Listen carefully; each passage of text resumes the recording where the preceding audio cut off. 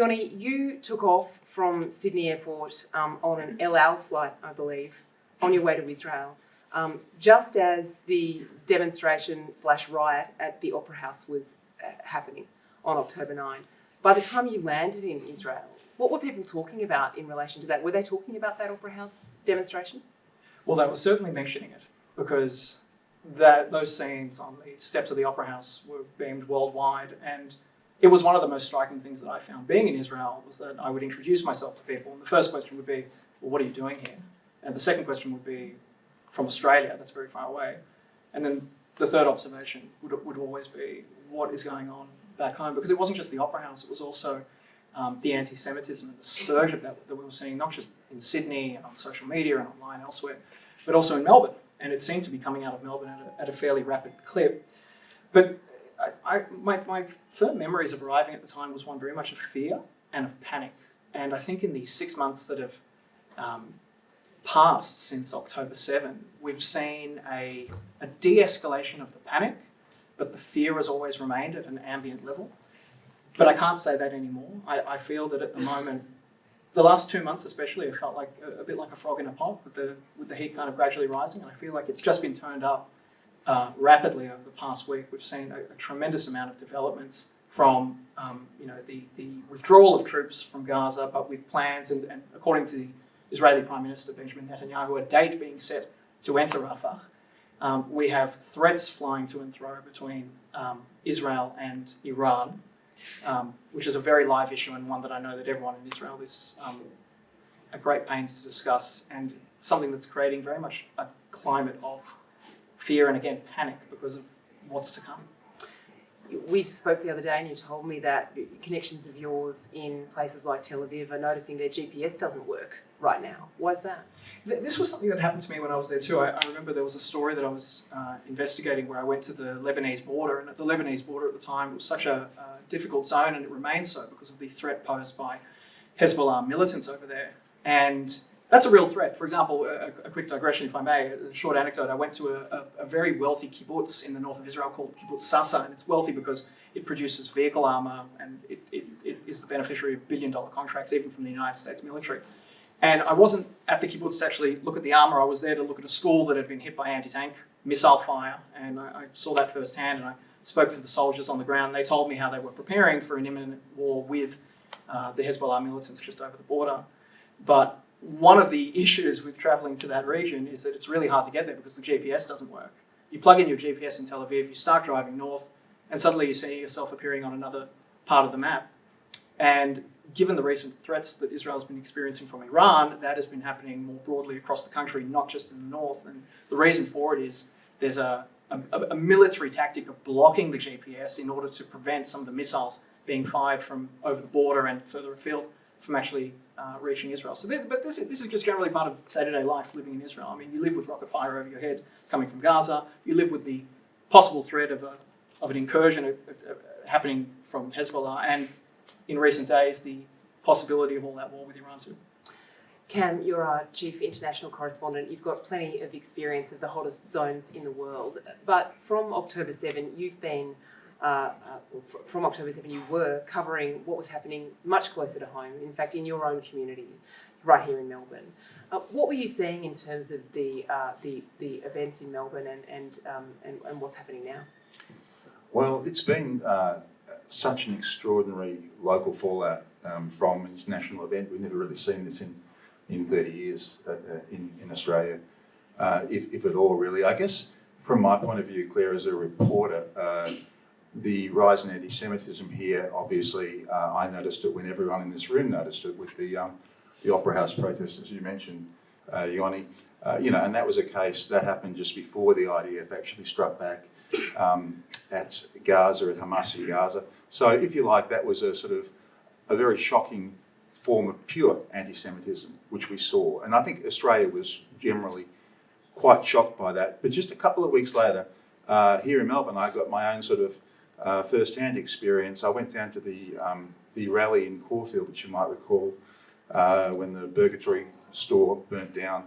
And police said they didn't think it was a hate crime, and the pro-Palestinian activists said they thought it was a hate crime. So they went down there, and I remember driving down to Caulfield and thinking, wow, I can't imagine a group of pro-Israel Jews going to, in numbers, to a mosque in Coburg and protesting. It was a very provocative protest. But anyway, I was there and I just saw with my own eyes, I guess that was the start for me of learning this was a very different protest movement. I saw they started out saying, free Gaza, free Palestine. That was all fairly straightforward.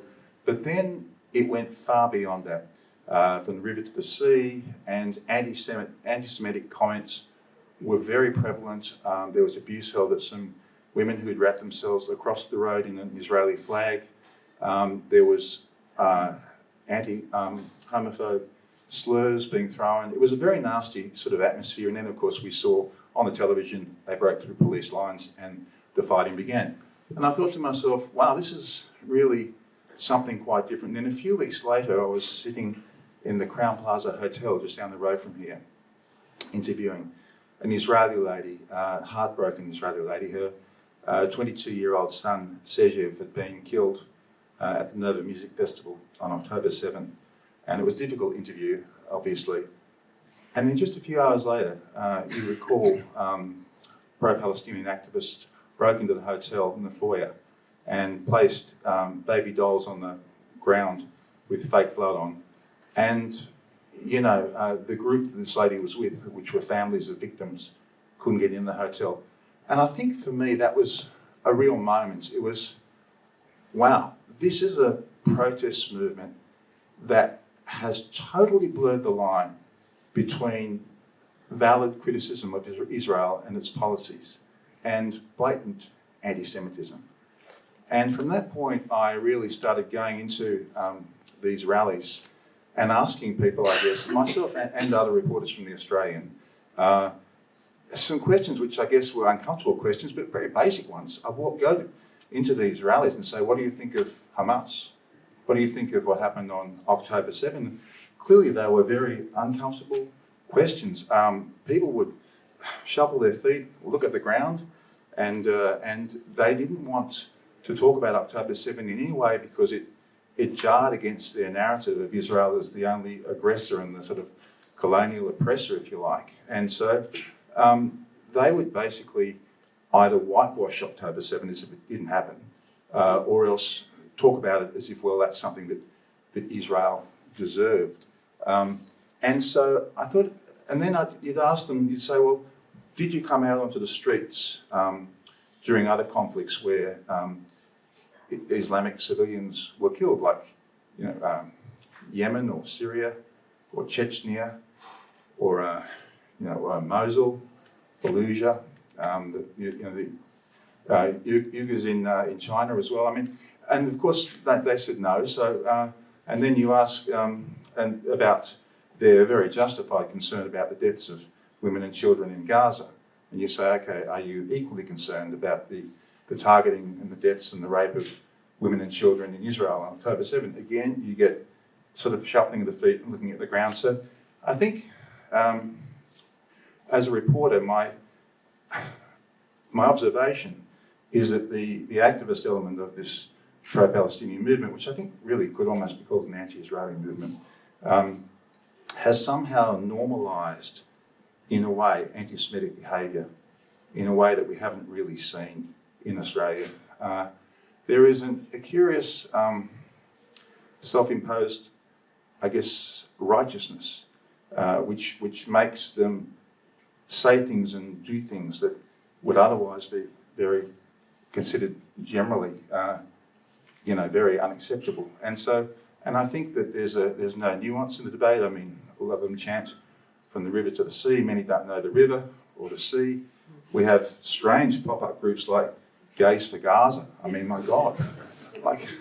I noticed in the Gay and Lesbian Mardi Gras in Sydney, there was a group carrying a sign that said "Globalise the Intifada," which I found absolutely shocking. Yeah, and you think, how did that actually happen? And then you had just across the road here, the sight of school kids leaving school, encouraged to do so by their teachers, to go to pro-Palestinian protests. Outside Flinders Street Station, we saw hundreds of kids shouting, Abu Akbar.